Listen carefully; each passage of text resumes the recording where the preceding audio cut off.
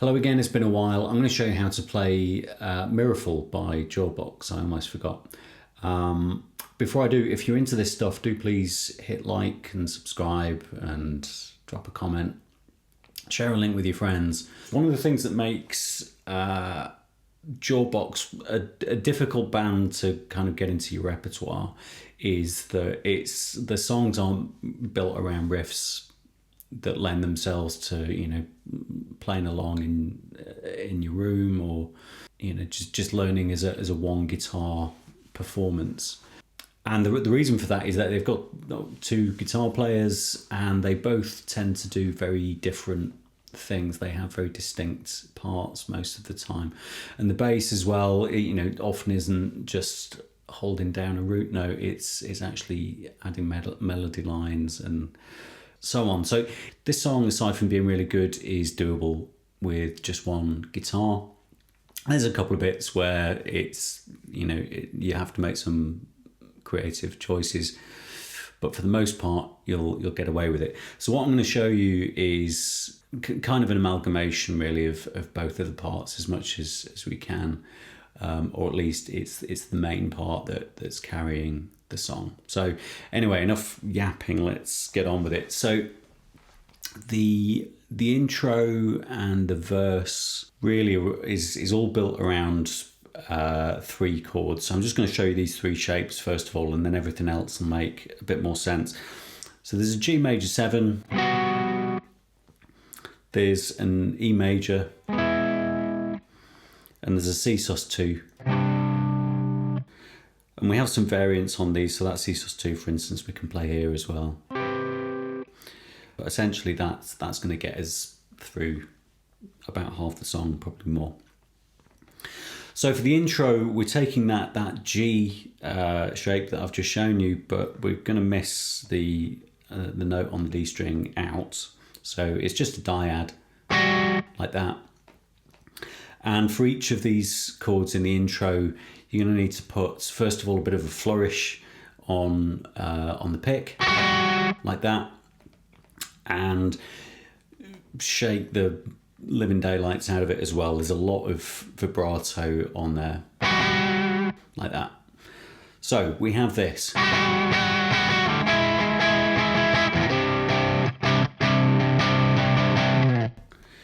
So as I say, we're moving from this G shape to the E shape again, like the G. We're just doing the dyad version of it. We're missing out the note on the D string. And then this C sus2. The second guitar is just doing fifths under that. So you really don't miss it if you're just playing the bits that I've just shown you. Now for the first verse, there's only one guitar part throughout the verse for a start, so we don't need to fudge this. We start with that G major 7 and we just arpeggiating it. Then to the E. And then to the C sus2.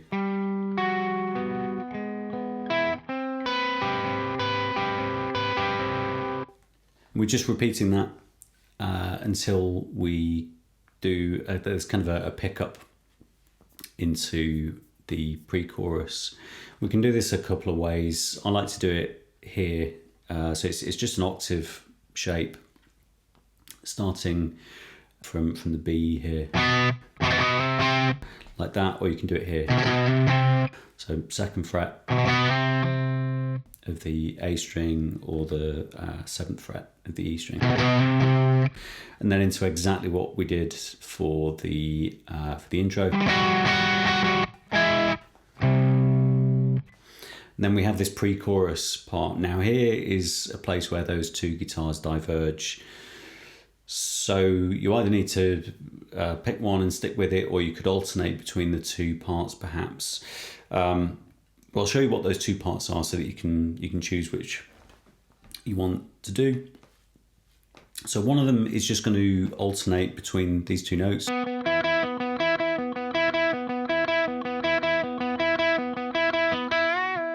With a bend at the end like that.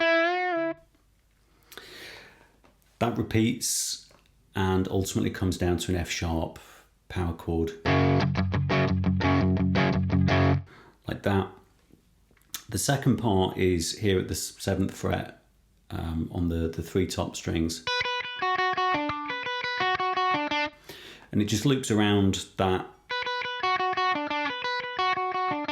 until we reach the F sharp, when the G, the note on the G string is going to drop by a semitone.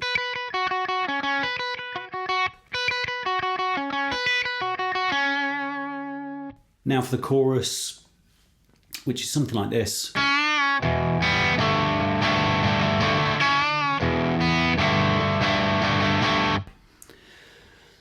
So we're fretting this C sharp 2nd fret of the B string, but don't be afraid of hitting this high E and possibly a couple of other things as well. If you listen to the recording closely, he's definitely catching other notes as he does this. So it's this kind of thing. E5 power chord, open B note, and then a G sus2. So we're muting that A, the D's open, and we've got an A at the 2nd fret of the G string.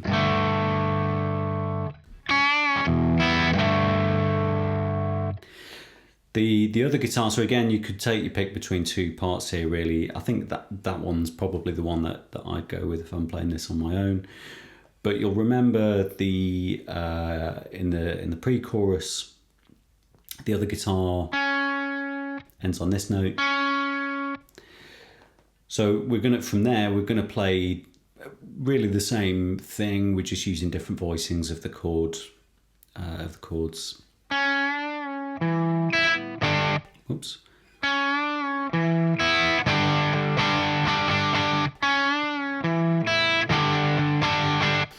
And that there's just a power chord, but I've got this D note in the bass as well.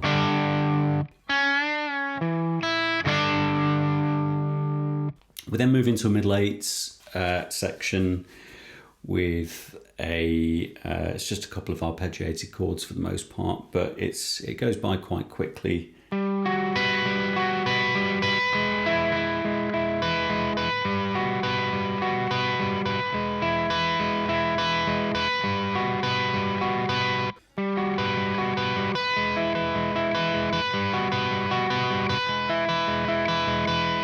The other guitar is doing this kind of really nice unison on the B and the G strings, like that, so that you're playing the same note, but they're never quite in tune.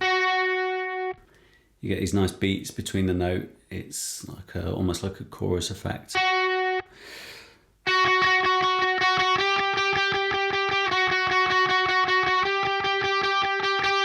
And that finishes, so there from so you're fretting with your first finger at the 7th fret there, and the 11th fret with your little finger.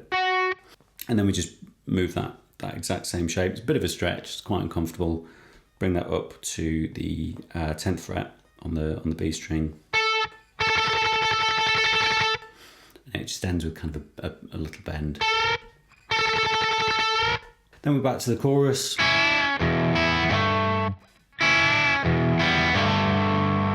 And then just one last piece. Now the 2 guitars each play 1 note for this, but we can do essentially the same thing for ourselves with just on 1 guitar.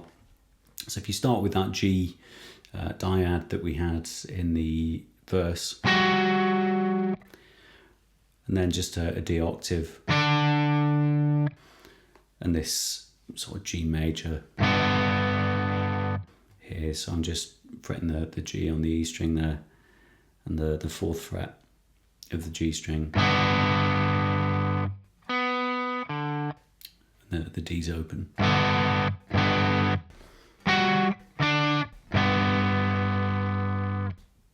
That's everything. Thanks for watching. I'm a big Joe Robbins fan, so I'll be doing some burning airlines and some channels and maybe some more Jawbox in the fullness of time. In the meantime, as I say, if you're into this stuff, do please like and subscribe. Feel free to drop a comment. Let me know any tracks that you think would be interesting to check out.